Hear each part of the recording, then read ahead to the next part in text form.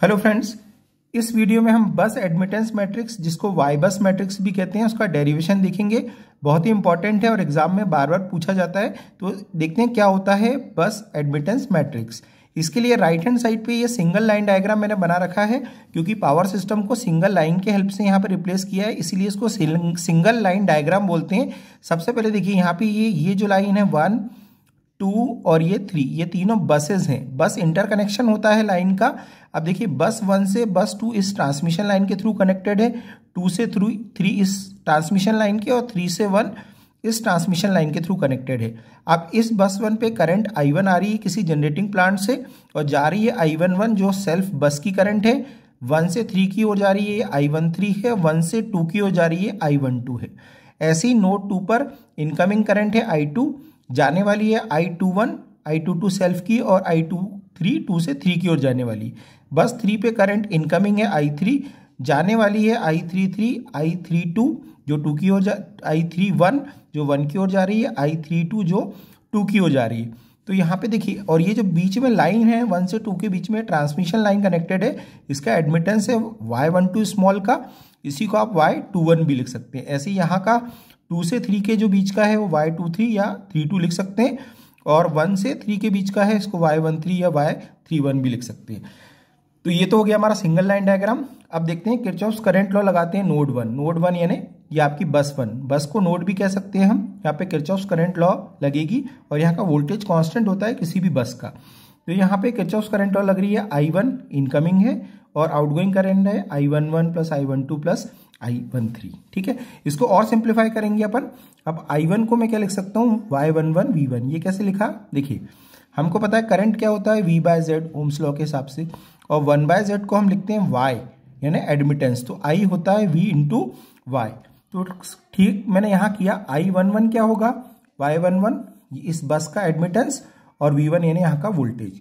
फिर I12 की बात कर रहे हैं, मतलब ये 1 से 2 जाने वाली करंट, तो ये एडमिटेंस हो जाएगा Y12, और दोनों जो अब बस है उसका वोल्टेज का डिफरेंस V1 माइनस V2, क्योंकि अब हम 1 से 2 की बात कर रहे हैं। यहाँ 1 से 3 की बात करेंगे करंट की, तो यहाँ पे एडमिटेंस आएगा Y13 V1 माइनस V3। अब इसको हम सिंप्लीफाई कर लेंगे, V1 को कॉमन निकालेंगे तो अंदर आ जाएगा Y11 plus Y12 plus Y13 small का। यहाँ पे देखिए इसमें ऊपर करना है आपको। फिर V2 कॉमन निकालेंगे तो ब्रैकेट में माइनस Y12, और V3 कॉमन निकालेंगे तो ब्रैकेट में माइनस Y13 स्मॉल का।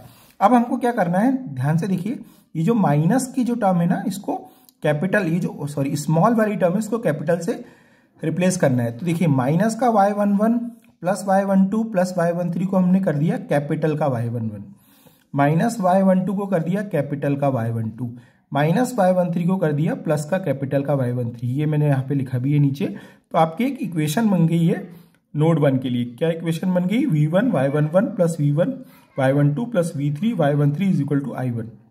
अब सेम प्रोसेस हमको करनी है नोड 2 के लिए।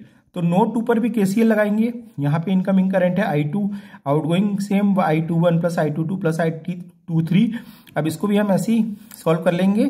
I21 को मैं क्या कह सकता हूँ, Y21 V2 minus V1। I22 को क्या कह सकता हूँ, Y22 V2, और I23 को क्या कह सकता हूँ, Y23 V2 माइनस V3। यहाँ भी यही करना है। V1 को कॉमन निकाला तो माइनस का Y12 कॉमन आ गया, अंदर आ गया। V2 को निकाला तो माइनस का Y21 plus Y22 plus Y23 अंदर आ गया, और V3 निकाला तो माइनस का Y23 अंदर आ गया। अब इसको वही करना सेम जो ऊपर किया था, माइनस Y21 को कैपिटल का Y21, इन तीनों को कैपिटल का Y22, और माइनस Y23 को कैपिटल Y23। तो ये हमारी नोड 2 के लिए इक्वेशन बन गई। ऐसे ही आगे बढ़ते हैं, 3 के लिए भी करते हैं। अब यहाँ नोड 3 के लिए भी मैंने ये आपका जो है या सेम लिखी हुई है किरचॉफ्स करंट लॉ।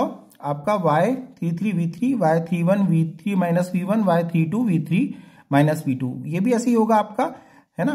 I3 क्या होगा, I31 plus I32 plus I33, उसी को हमने सॉल्व करके ऐसा लिखा है। यहाँ भी सेम करेंगे जैसा नोड 1 2 के लिए किया था। V1 को कॉमन निकाला, देखिए यहाँ पे निकाल के देखो आप, तो माइनस Y31 आया। V2 को कॉमन निकाला तो आपका माइनस Y32 आया। V3 को निकाला, तीनों में है तो Y31 plus Y32 plus Y33।